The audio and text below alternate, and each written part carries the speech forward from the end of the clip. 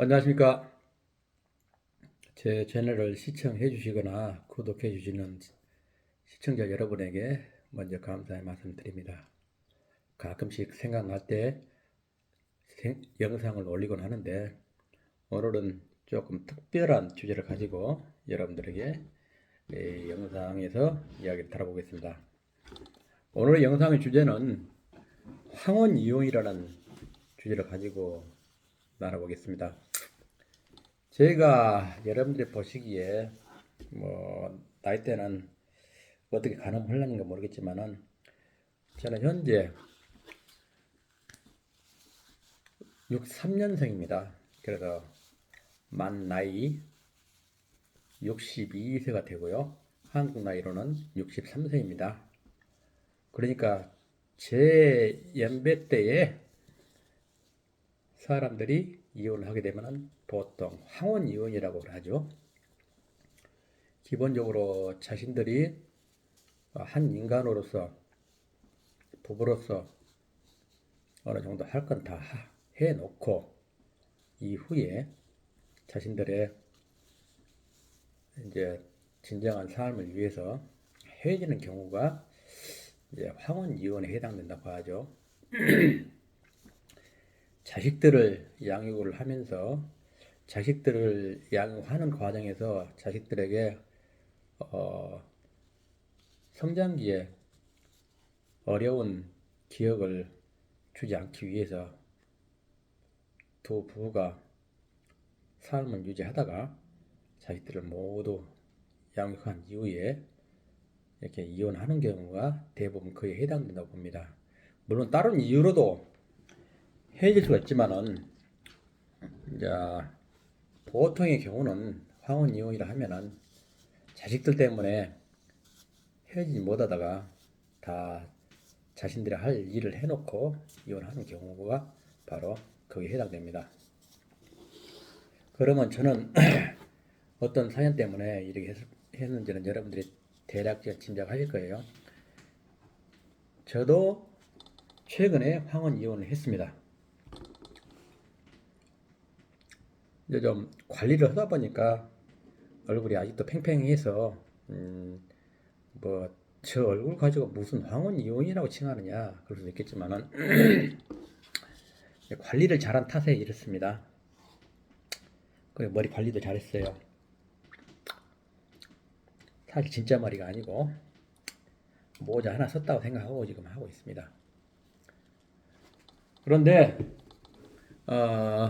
이제 제 경우에 예를 들어서 여러분들에게 쭉 설명을 드리겠습니다.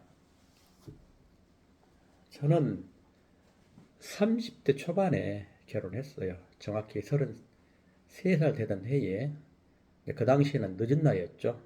완전 노총각. 그때 25살 그 처녀를 만나서 결혼을 했습니다. 그래가지고 잘 살 줄 알았는데 살다 보니까 서로 모르고 결혼하다 보니까 그런 사태가 벌어지는데요. 살다 보니까 삶의 방향이 서로 다르더라고요. 저는 남편으로서의 가장으로서의 역할을 제대로 하면은 아내도 충분히 저와 같은 생각을 가지고 호흡하리라 생각했었는데 살아보니까 그게 아니더라고요. 저는 정말 50대까지는 50이 되던 그 해까지는 정말 직장 집, 직장 집, 직장 집, 다람쥐 쳇바퀴 돌듯이 정말 보통 직장인들이 그렇듯이 그런 삶을 살아왔었습니다. 정말 가장으로서 성실한 가장으로서의 그 역할을 제대로 해왔었어요. 그런데 참 제 배우자는 그런 저의 삶과는 달리 남편이야 힘들든가 말든가 본인이 하는 그런 삶을 살더라고요. 근데 그게 저하고 별로 맞지를 않았어요. 저는 상당히 성실하게 산다고 살았지만은 아무런 그 가정에 대해서 이렇게 내가 내 할 일을 못하는 것은 아니고 조금 과하다 할 정도로 좀 했었는데, 그럼에도 불구하고 참 제 생각과는 달리 다른 삶을 살고 있는 전처를 지켜보면서 상당히 마음이 괴로웠습니다. 처음에는 그런 점 때문에 다툼도 많았어요. 심할 때는 좀 올바른 길로 좀 돌아오라고 손찌검도 좀 했었고요. 그런데 그게 제 생각대로 되진 않더라고요. 그런 것이 있을 때 상당히 저는 이해를 못했어요. 왜 저럴까? 남편이 못된 짓을 하고 가장으로서 역할을 제대로 못하면은 어, 아내가 실망을 해서 그런다고 할 수 있는데, 저는 술도 못 마시고 담배도 피우지 않습니다. 그런다고 도박을 좋아하는 그것도 아니에요. 또 여자를 밝히거나 그런 거 없습니다. 정말 한 인간이 해서는 안 될 것은 안 하고,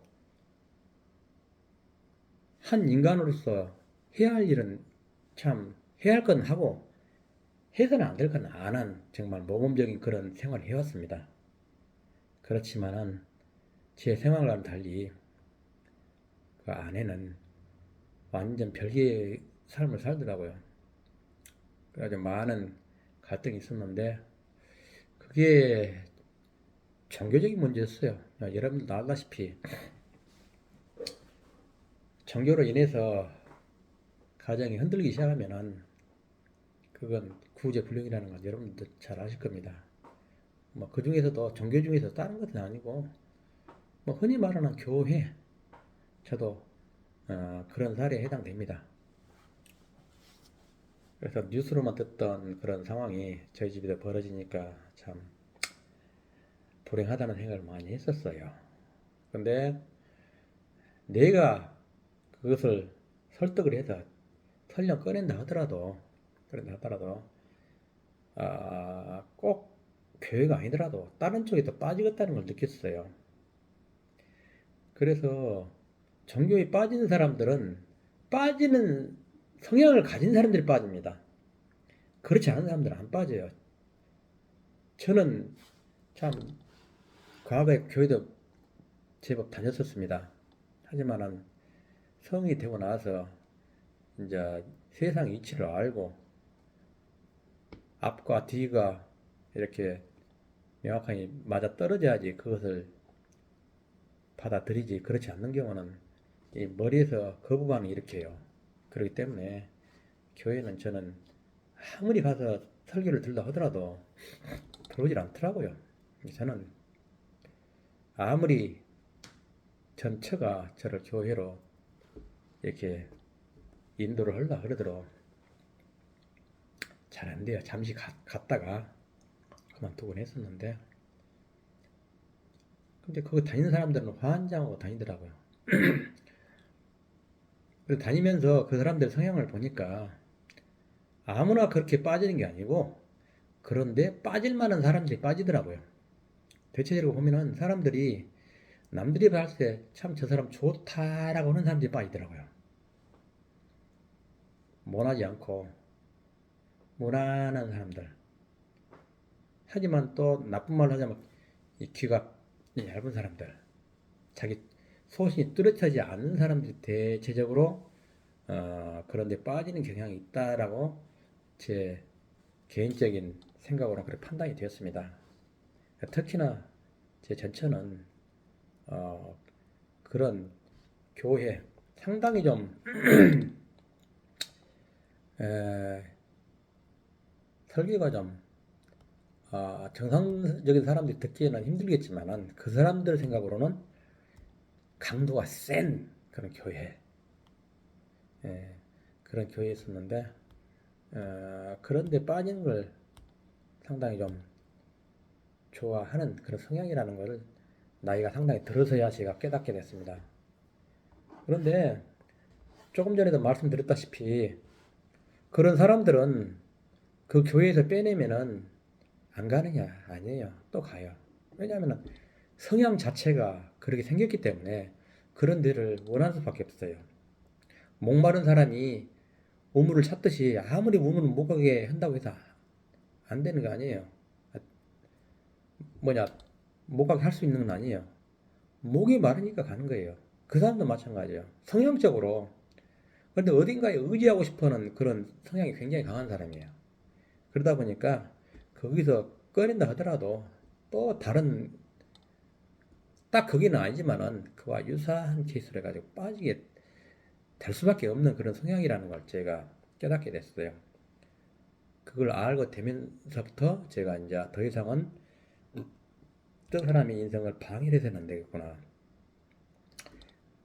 내가 현실적인 측면에서 그 사람 바라봤을 때는 참 잘못된 길을 간다고 판단했지만은, 그러나 그 사람의 입장에서는 그게 자신이 살면서 행복이라고 느낄 수 있는 그런 삶을 살고 있는 거예요. 그런데 여러분들 생각해 보세요. 삶의 최종 목적은 뭡니까? 결국은 내가 내 삶이 행복해지는 거예요. 그건 방법이 어떻든 간에 서로 그 행복을 느끼는 그런 방법이 다를 뿐이지, 내가 어떤 상황에서 행복을 느낀다면은 그것은 그 사람 인생 잘 살고 있는 거예요. 그러니까 저도 제 전체가 그런 데서 행복을 느낀다는 것을 알게 된 이후부터는 아무런 간섭을 안 했어요. 그리고 단지 어, 뭐랄까, 아이들이 다 성장할 때까지, 성이 될 때까지는 그래도 우리 헤어지지 말고 부부로서의 그런 인연을 유지를 하자. 그랬습니다. 그런데 작년에 그 저희 집 막내가 성인이 되고 대학교 1학년에 들었는데, 그래서 이제 더 이상 부부로서 강제적으로 원치 않는 그런 부부 관계를 이제 끌고 갈 필요는 없다라는 생각이 들었을 때에, 제 전처가 작년 4월 달에 따로 분가를 해서 살게 되었고, 또 8월 달에 저에게 이혼 요구를 했습니다. 근데 그 이전에 제가 헤어지자고 하더라도 제가 아이들 다 클 때까지, 그래도 그때까지 기다리자 해가지고 작년까지 부부로서의 인연을 유지를 하다가, 이제 올해로 같이 살았다면 올해로 결혼 30주년인데, 올해 2월 달에, 지난달에 협의 이혼을 했습니다. 서로만 나쁜 감정으로 헤어진 건 아니에요. 서로 살아가는 방향이 다르니까 어쩔 수 없는 거예요. 탓할 수가 없어요.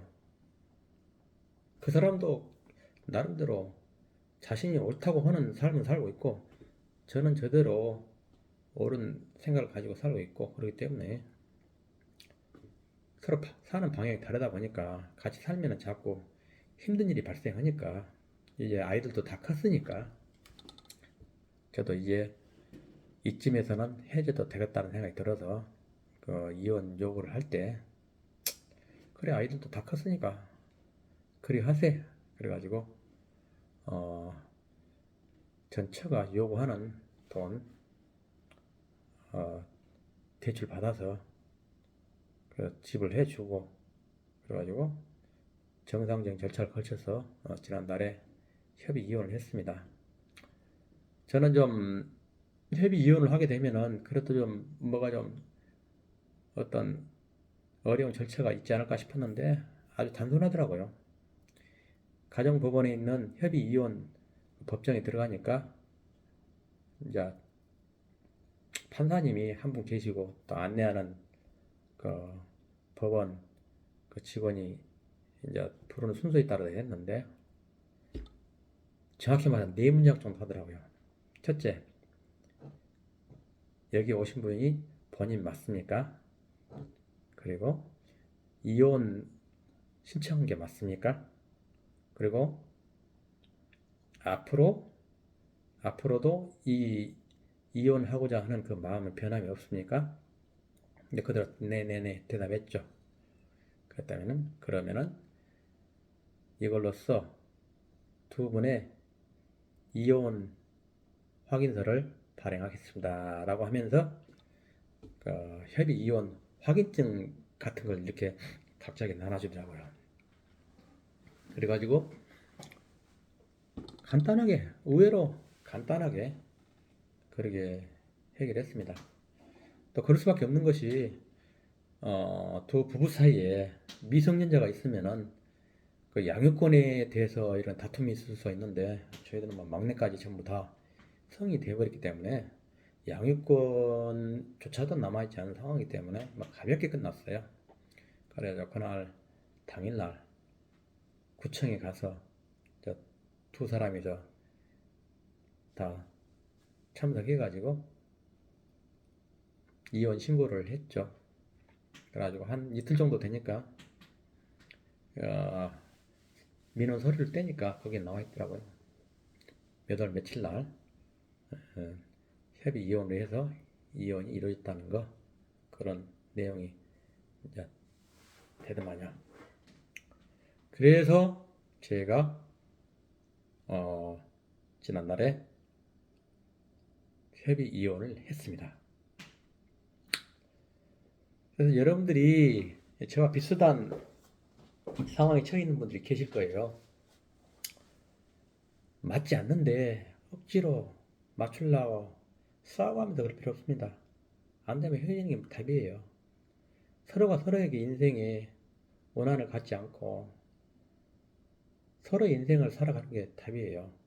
자녀가 있다면 자녀를 위해서라도 저처럼 그렇게 아이들이 상처받지 않게 이제 이게 서로를 이해하면서 살겠지만은 다 큰 뒤에는 부모로서의 또 한 인간으로서의 할 일 다 했으니까 이제 헤어져도 돼요. 저는 그렇게 생각해요. 그리고 제 개인적인 입장으로는 이제 남자분들한테 그 조언을 드리고 싶은 것은, 만약에 저처럼 오래도록 그 결혼 생활에 대해서 상당히 문제가 있고 또 이혼을 하고 싶어하는 마음이 있으신 분들은 준비를 해야 합니다. 그 준비가 뭐냐?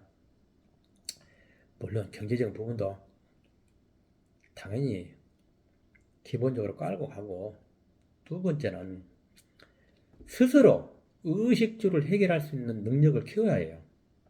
스스로 아침에 일어나면 이부자리 개고 청소하고 빨래하고, 두 번째, 내 입으로 들어가는 음식은 내 스스로 요리를 해서 먹을 수 있어야 해요. 그래야만이 지출도 줄어들고 또 내가 스스로 만들어 먹기 때문에 안심하고 먹을 수 있고, 그런데 그럴 자신이 없으면은 죽으나 사나 미워도 부부가 합쳐서 사는 게 좋습니다. 근데 저는 오래도록 객지 생활도 많이 해봤고 고등학교 때 학교를 다니면서 자취 생활을 했었어요. 기본적으로 기본 요리는 됩니다. 제가 입에 들어가는 모든 요리는 제가 스스로 할 수 있어요. 그렇기 때문에 혼자 있어도 아무런 부담이 없어요. 불편함 없고, 오히려 혼자 살면서 더욱더 깔끔하게 집안을 정리를 하고 잘 먹고 잘 살고 있습니다. 그런 준비가 안 되신 분들은 이혼을 하게 되면 상당히 힘듭니다. 음, 이혼을 하고 싶거들랑 그런 사전에 준비를 하고 하십시오. 그리고 제가 이제 제 경험담을 들려드리자면은 4월 달에 제 전 처가 같이 못 살겠다 그러면서 이제 기본적인 살림을 자신이 그렇게 나름대로 준비했던 살림 도구들을 가지고 나갔어요. 나갔는데 처음에는 뭐 그런 때가 됐으리라고 생각하고, 아이고 자기 발로 나가니까 좋다는 생각했는데 나가고 나니까 상당히 한 2달 정도는 우울했었어요. 있던 게 갑자기 사라지면 그 허전함 있잖아요. 좋든지 싫든지 그 자리에 있으면 괜찮은데 없으니까 그 빈자리가 느껴지더라고요. 한 2달 정도는 제가 힘들었습니다. 그래서 우울해가지고 남들과 대화를 잘 안 나눴어요. 제가 내성적인 성격은 아닙니다. 할 말 하고 놀 때는 화끈하게 놀고 그런 활달한 사람인데, 그런데 그렇게 있던 사람이 나가니까 그런 우울감이 들더라고요. 그래서 한 2달 지나니까 적응이 돼서 혼자 있어도 그래도 좀 정상적인 삶을 유지할 수 있었습니다. 저는 전처가 이혼을 요구를 하면서 그 사람이 요구한 돈은 집을 담보대출 해가지고 해줬어요. 법적으로 네가 올린 내가 함이 올리, 또 줘야 하니 말하니 따지는 것보다 그냥 그래, 그동안에 그래도 살 만큼 같이 살았으니까 그래 네가 원한 만큼 들어준다 하고 줬어요. 헤어지면서 서로 뭐 인상성을 그러진 않았어요. 진심으로 그동안에 애들이 성이 될 때까지 곁에 있어서도 애썼네 그 말 해줬어요. 지금 제 마음은 어디서든지 인연이 있다면은 그 사람하고 잘 맞는 남자하고 만나서 산다면은 저는 축하를 해줄 거예요. 저 또한 인연이 있는 사람이 나타난다면은 저 역시도 어, 그렇게 살 겁니다. 서로의 삶, 한 30년을 그렇게 모르고, 서로는 모르고, 힘들어도 같이 살았지만은, 서로 헤어져서 그동안 같이 수고했으니까 서로의 삶을 축복해주는 게 저는 그 정상적인 사람으로서 올바른 자세라고 생각합니다. 그래서 지금까지 항원 이혼을 최근에 했던 한 사람으로서 여러분들에게 저의 이혼 과정을 간략하게 이렇게 이야기해 봤습니다. 여기까지입니다. 여러분, 안녕.